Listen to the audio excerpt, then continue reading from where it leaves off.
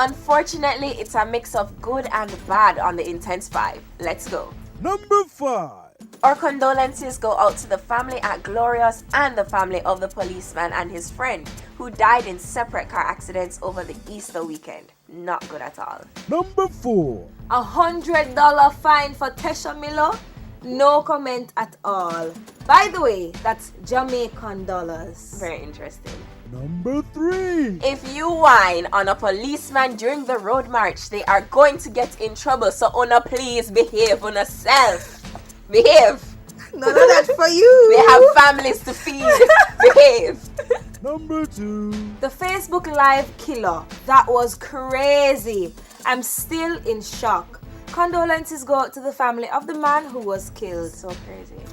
And finally, holding the Number 1. spot this week, high jumper Jermaine Mason died early Thursday morning after losing control of his motorcycle on Palisado Stretch.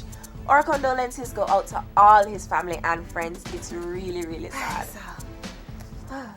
That's it for the Intense 5 this week. Remember to be a fan on Facebook at facebook.com/TVJIntense. And of course, we're on the gram at TVJ Intense.